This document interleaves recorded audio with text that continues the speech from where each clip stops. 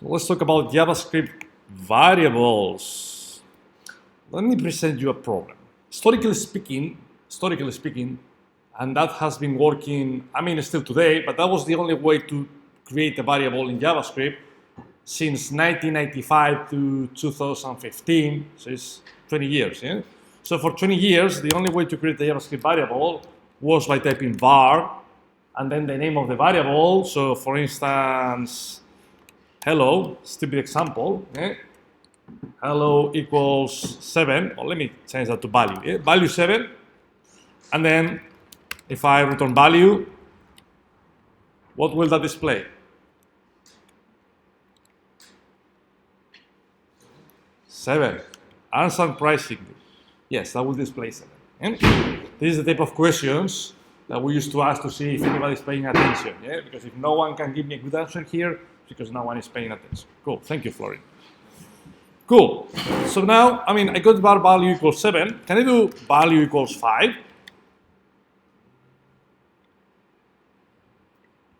What will that return?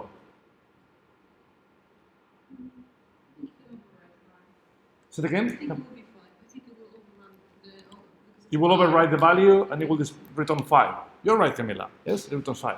So yeah, I mean, that's okay. Yeah? That's absolutely fine. It's a bit stupid. Why you get a variable and then you change the value, but hey, technically speaking, it's okay. So then, starting from 2015, we can, instead of var, we can use something called let. Probably you're a bit more familiar with let, yeah? That's pretty much the same thing. There are two differences, but for now, pretty much the same thing. In other words, can I create a variable, let value equals 7, and can I return it? Will that work? Correct. Can I reassign the value to 5? Yeah. Correct. So, looks the same, yeah? No problem at all. However, in 2015, JavaScript added something else called const, constant. So, I mean, the signature is pretty much the same. Const, the name of the constant, equal whatever the value is. So, that should return 7. Fantastic. And now the question is, can I reassign the value? No, that's the difference, yeah? That throws an error, as you can see at the bottom. Assignment to constant variable. So, we see two blocks for now. Var and let work the same in this use case scenario, and then const. Const has a difference against var and let. Once you declare a variable, you cannot change it somehow. And we'll see some tricks in a minute. Yeah? So when talking about var, let, and const, when I had to explain that in a job interview, I used to start talking about const because it's pretty easy to explain. You create a variable and you cannot change it. Yeah?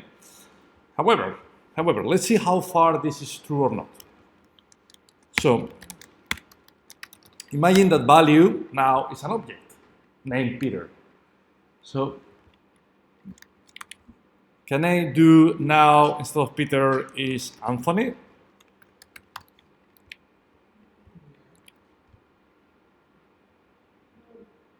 Yes or no? Yes. So that's okay? So will that return that object? Yes. Kaini disagree on that.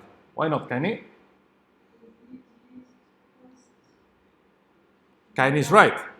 Because we are using const, we cannot override the value.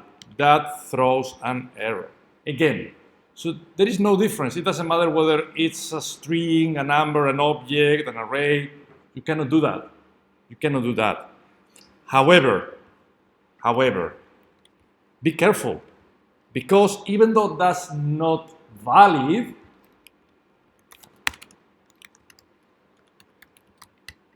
you still can do that. That's tricky, right? That's okay. You see, it works. So it's important to note these things in a job interview.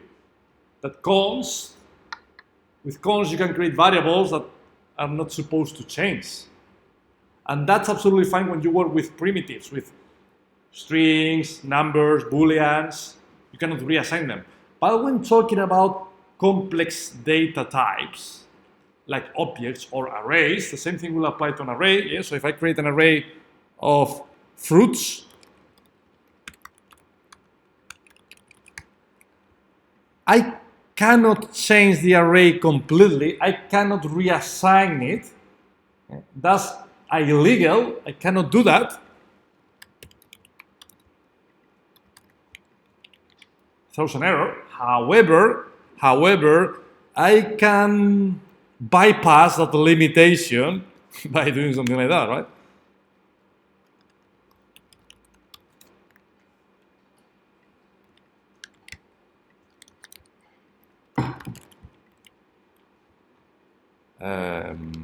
Yeah, it works, as you can see. Yeah. So that's smelly to me. That's smelly because we are mutating a variable that in theory shouldn't change. But that's the way JavaScript works. So you just need to be careful. To me, the value of const is readability. When you create a value using const, you are telling your colleagues, hey, this variable is not supposed to change. That doesn't mean you cannot break it. Look, I broke it. That piece of code to me is completely random. Yeah? I would never do that. But if I do that, I'm not fully protected against changes because you can see we can break it. However, the message is, hey, ideally speaking, let's try to keep that variable as it is. Yeah? It should never ever change. Does it make sense? Yeah? So that's the main thing about const. All right, so once we've seen the differences between the block bar and let versus const, now let's find the differences between bar and let. There are, as far as I know, two differences. The first one is super obvious. The second one is not that obvious, but I will give you an example that will simplify things. So the first obvious difference, if I create bar value equals 7, can I redeclare the variable?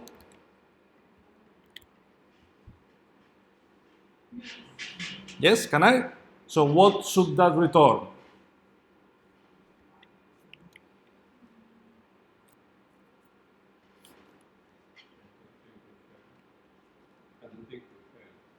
I don't think you have, so that, do you think that won't work?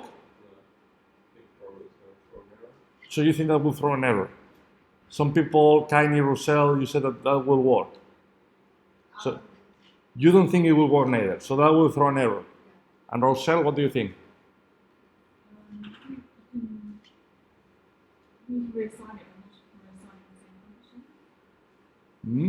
Okay. Giyun, any thoughts?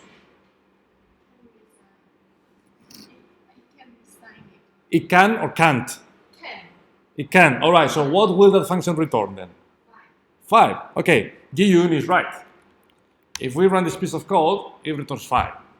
So using bar, you can, so it is possible to redeclare the variable, even though we could discuss whether from an elegance point of view that's a good idea or not. Next time you catch up with Giacomo, you can ask him. Yeah? But even though from an elegance perspective, that's super weird, technically speaking, you see it works, right? It works, number 5. However, let's just change bar with let.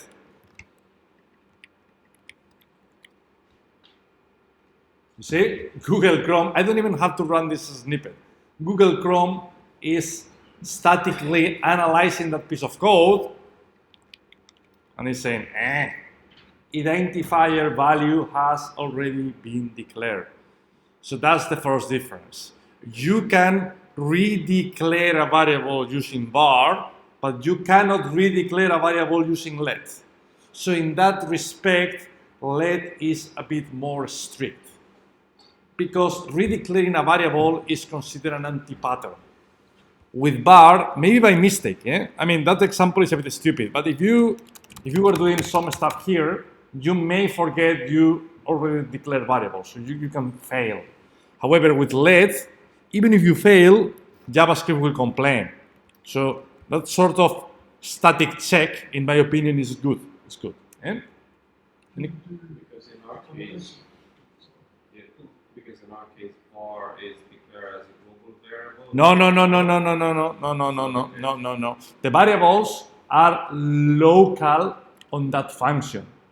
In other words, if I create another function called floating, is that legal?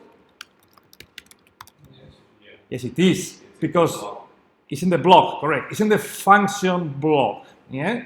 So I can only declare the variable once on that particular block. And you may be thinking, what the hell a block is? We'll see that in a minute.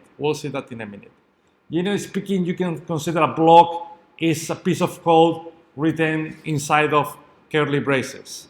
You know, in React, when you render something, you put curly brace, yeah, to display something on the state. That's a block. Each function is a block. So of course, in different blocks, you can repeat the same variable name. Otherwise, imagine you are working for Facebook and you are working on a project with 3 million lines of code. Do you mind that you cannot create a function with a variable value because they tell you, no, there is another function someone wrote, yeah, in San Francisco 7 years ago with a variable called block. It could be pointless. Yeah? So of course, different functions are isolated. So you can repeat the same variable names as far as they belong to different functions because they belong to different scopes. Yeah. So you can consider that. I said block, but I think scope is a slightly more precise way of referring to that. Yeah. Do you recommend declaring variables inside block or outside? Inside. Yeah. The variables should remain private. Because if I create a public variable or a global variable, I mean, I can, technically speaking, I can do that. But that's considered an anti-pattern. Because everybody, the thing is, if I'm reading that piece of code, something like that. Function from, where the hell is value? You don't know where the variable is coming from. In that particular case, I can scroll to the top and I will find it. But imagine you got 300 lines of code. It's hard to read the code. And also, imagine something else. Imagine that another function, this value equals that. Yeah? So you call test and then you call flooring. And then you may be thinking, all right, value is 10, but why the hell is it returning 6767? Oh, because there is another function modifying it. See, it's a bit complicated to trace the life cycle of the variable. Yeah? So all the variables should remain private on the scope. Yeah? Scope is a piece of code surrounded by curly braces. Do you remember on the very first day of the bootcamp I told you, please surround your DevTools snippet with curly braces? You see that on top? That's a way to make sure that if I create a variable here, it remains private in this scope. In other words, if I create a new snippet, yeah, I won't have access to the row shell variable. So that snippet won't be able to modify or to alter the value. Yeah? That's why we put the curly braces, to create a new scope. Any questions? Back to what you had earlier, where you had a variable at the top outside Yes. the functions, and then you didn't have the let value flooring function. Yeah. So if you call flooring, Yep. So I think that the solution to the global one 4, 5, 4. so what will it return? The global one. Why? Because the variables can be accessed in a hierarchical way. So when you check value, what JavaScript will test is, hey, do I have a private value variable here? No, I don't. It will check on the parent scope. Do I have any value variable here? Yes. Then return it. What happens if I create now another value variable here? I think the private one. Correct. Now it returns the private because it's the closest one. It's the one on the current scope. What if you had another value variable underneath the floating function? So you want to have a value, you want to declare that outside, like below? Have one, keep the one at the top, but create a new one. A new one at the bottom. At the bottom. Like that? And get rid of the one inside the floating function? Yeah. What will that return? Error. Why error, Kaini? Correct. You see, now that throws an error because we are redeclaring the value variable on our global scope. Yeah, it's here and then it's there. We cannot do that. Other question is, what happens if we remove that one? It's not going to have any conflicts with returning one. It's returning one. That's correct. Yeah, it's returning. What if the top one was declared with a bar rather than net? It's still a variable, still conflict. So you want to redefine it with bar, something like that, right? Still complains because we're still using let. However, you change it to bar, then it's okay, it's acceptable. A bit weird, but it's still acceptable. So what would it return now? You've got two variables. What will I return now? That's a good question. Probably 12. I think 12. I think 12. Yeah, I agree with Florin. Because it's set to 1, but then JavaScript will continue reading. Oh, now the value is 12. So at the time we call floating, the value is 12. Here you go. However, if we call floating before, oh, I may show it a bit here. I mean, I would say that now the value is 1. Yes. Yes. It doesn't get to read the second. Yeah, correct, because the value is 1.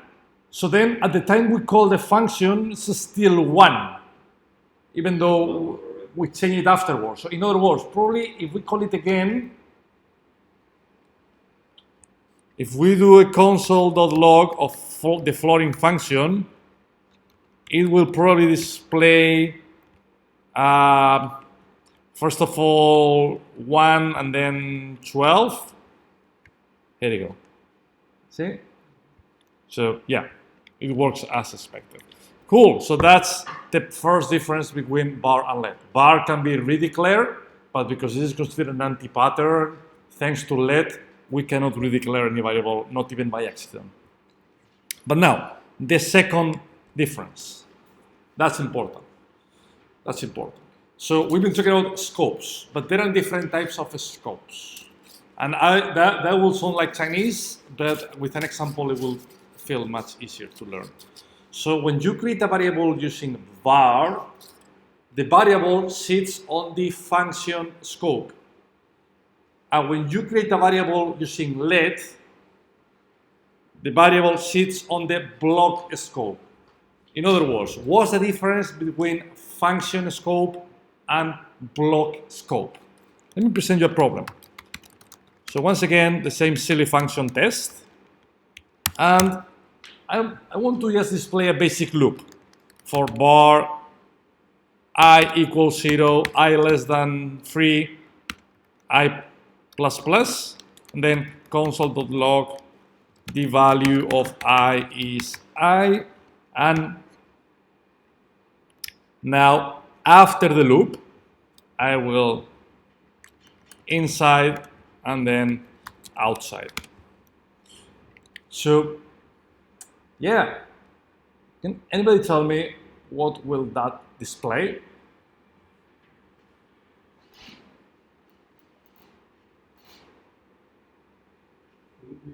In the inside one, you get How many times will that get displayed? 3, 3. Okay, what are the values of I? 0, 1, 2. 0 and 2, correct. And then what? And then you get undefined. Undefined. The outside value of I is undefined. You get the same again. The same again. So Alex said undefined. Chuck What do you mean the same again? So you get each value printed again like you have inside the scope of for. So the inside the value of I is 0, 1, 2, and then you'll have no one. So outside the value of I is 0, 1, 2. So it will display that line 3 times. Yes. So for each console, you'll So 1, 2, 3, undefined, and check said 1, 2, 3, 1, 2, 3. yes. What else?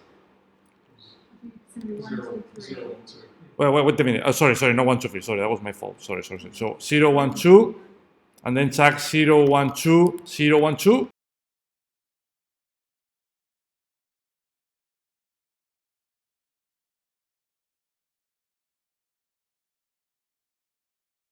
String outside the value of I is undefined. Oh, so you agree with Alex?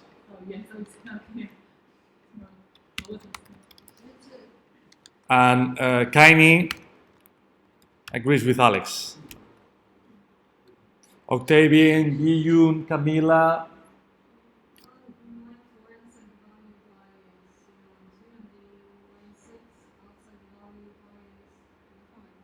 Is what? Undefined. So you agree with Alex, Rosel, and Kaini? Guys, please read what your colleagues said before. Right? Octavian, Yiyun? I agree. You agree with Chuck. Interesting.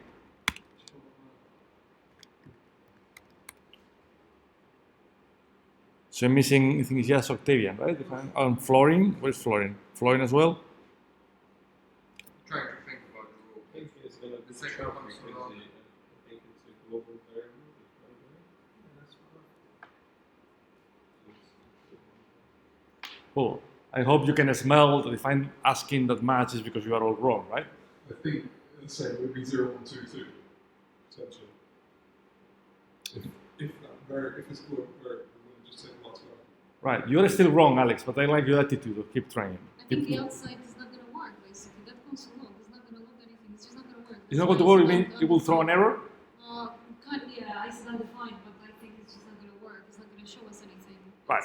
You can't just console log outside of the function. Okay, so before going into that level of detail, so there is something very important for Chuck and Yiyun. That doesn't really make any sense.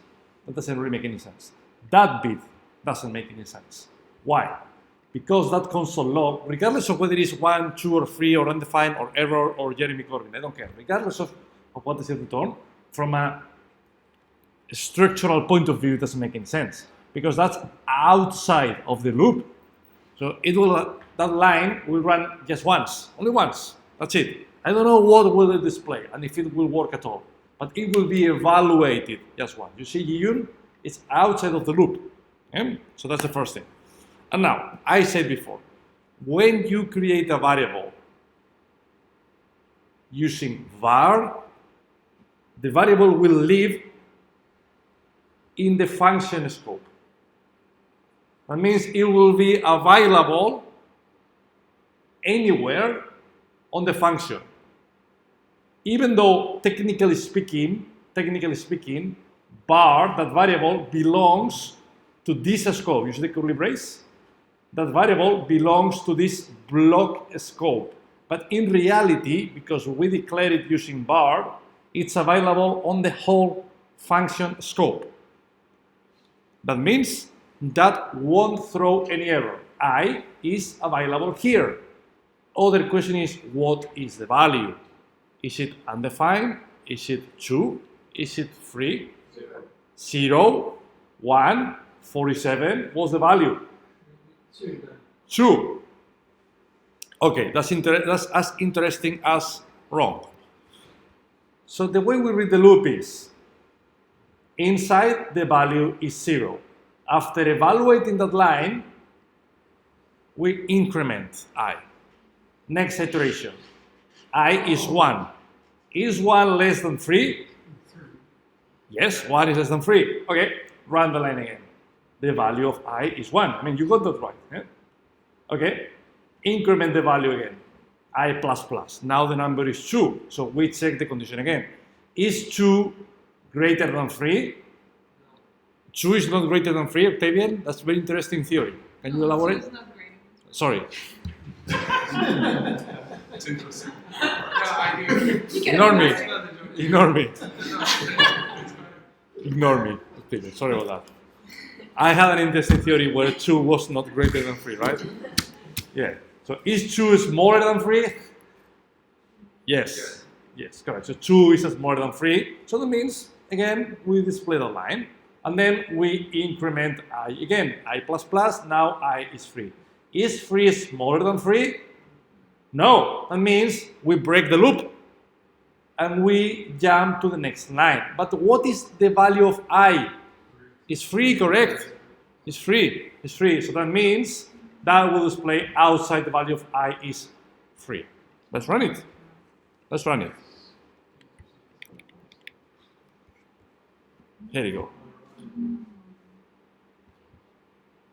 And the reason is, even though I is declared or belongs to that block scope, because we declare using var, JavaScript made it available on the whole function scope. And now, based on that theory, what will happen now? Is the rule for that is just available on the block scope, not the function scope. Yes, so That would be 0, 1, 2, and 5. Yeah. 0, 1, 2, and undefined. That's interesting. I mean, if you say that, that's not correct, unfortunately. Yeah, so it's not undefined. But if in your interview you say that, at least the message you are sending is, yeah, you got an idea about how let variable works. So to me, that even though it's incorrect, I mean, what will happen in that case is Alex said 0, 1, 2, and undefined. And I will tell him, you're wrong. And I will explain you why you are wrong. Yeah, and I will tell you, you are wrong because as we are creating the variable using let, it's only available on the block scope. That's the block scope. As far as we try to access it outside of the block scope, the variable doesn't exist. What happens when you try to access a variable that doesn't even exist? It throws an error. It throws an error. So it's not undefined. It throws an error. Yeah? And at that time, if Alex was taking notes, oh, interesting, you didn't know that, blah, blah, blah, blah, blah, yeah? That's good, because at least he's proving he didn't know something, but he had some natural interest on learning. Yeah? And even if at the end of the interview, we'll talk about that, when we do these works about how to do a job interview. At the end of the interview, Alex goes home and then send an email to the employer. Thank you for your time, it was great to catch up, blah, blah. Thank you for letting me know about the differences between undefined error. Yeah, I will never forget. These little details to me that prove attitude. Yeah. When I'm interviewing someone, I'm not expecting that person to know everything. And the other way around. If I go to a job interview, I hope the interviewer is not expecting me to know everything. But the main thing is, what's your ability to learn new things? Yeah, that's the important message. All right, so. Can you send that on Slack? Yeah, I can send that on Slack, yeah, definitely. You see, still 0, 1, and 2, but then, reference error, I is not defined because it's outside of the block scope. So no matter, with no matter how many nested events you put inside of the function, it will just always be available to the whole function. Yes, yes, yes. So, yes, that's correct. So when you create bar, it doesn't matter how many block scopes or everything you create. Eventually, as far as you work on the same function, the variable will be reachable. Yeah? However, once again, with let is more strict because it's narrowing the scope of the variable. Let only works on the block scope. I'm going to tell you something because you may easily forget these things. if you go to Google and you search JavaScript var versus let versus blah blah blah, I mean, there is an article, the one on Stack Overflow is very famous. Yeah? Someone gave a really good answer, which is pretty much hopefully what we explained today. Yeah? Scoping rules. You see, when you create variables declared by var keyword are scoped to the immediate function body. You see, hence the function scope.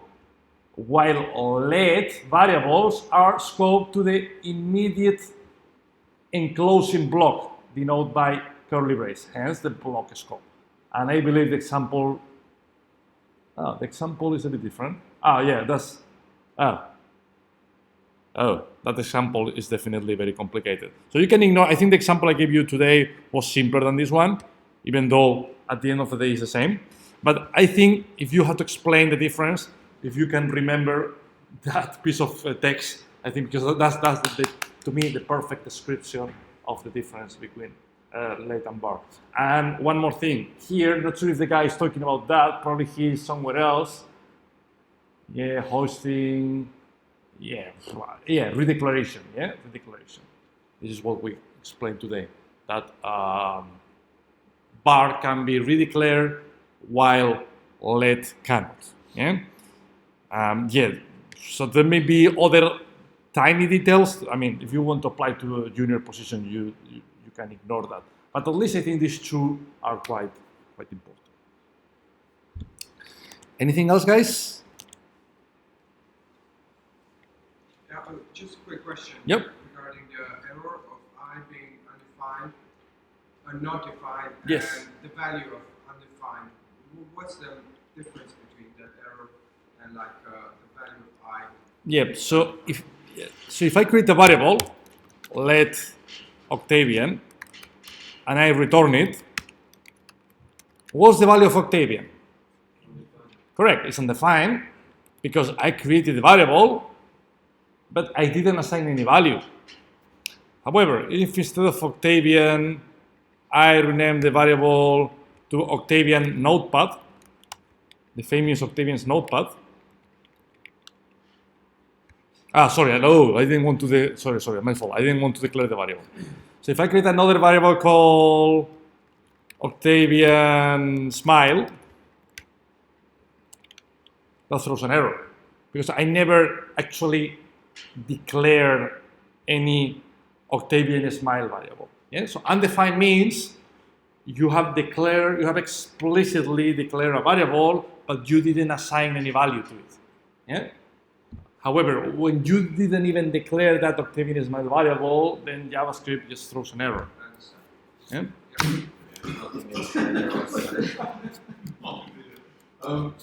don't know if it's in the scope of the session, but with I've seen a lot of like other people's code, they use const for functions. That's a good question. I don't know why. Yeah, we need to discuss that in a separate session.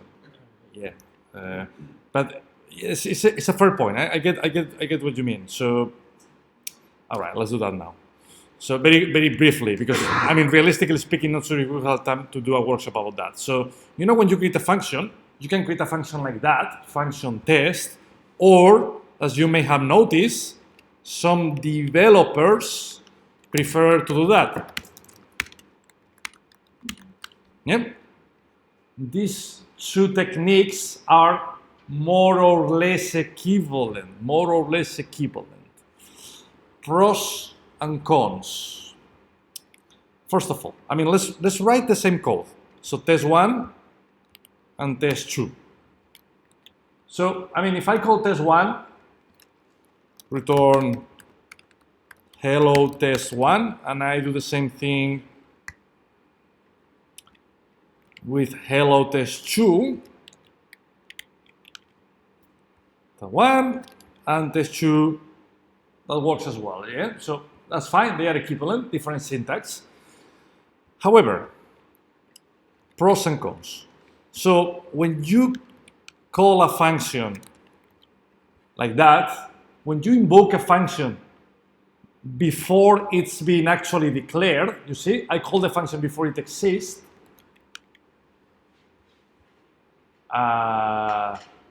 Oh, yeah, that's because of DevTools. It's a bit weird. Let me go console.log, sorry. Again, you can ignore the last message. If I do console.log, ignore that bit because that's the last thing I displayed, but eventually, I hope you agree with me, the console.log works. Yeah? So I can call a function that hasn't been declared yet with this syntax. However, if I try to do the same thing with the other one, I don't think that will work. Here we go. You see? That's the first difference. Explaining the reasons go beyond the scope of the session. But if you are curious, let me point you to the reasoning. This is because of something called hoisting. Yeah?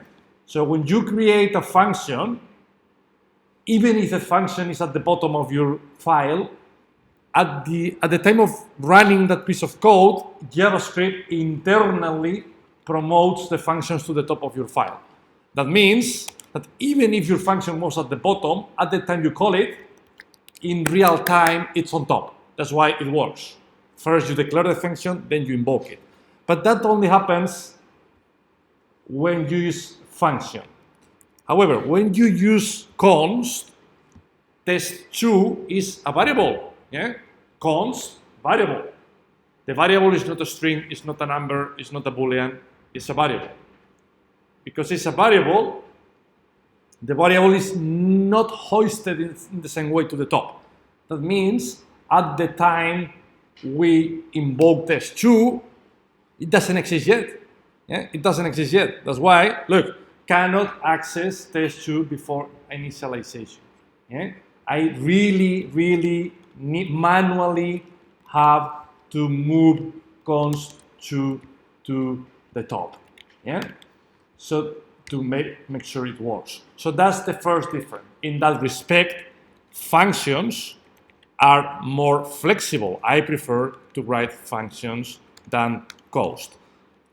Another advantage of using functions. When you use a function, imagine that you are creating a new component in React, or not even in React, in Node, whatever.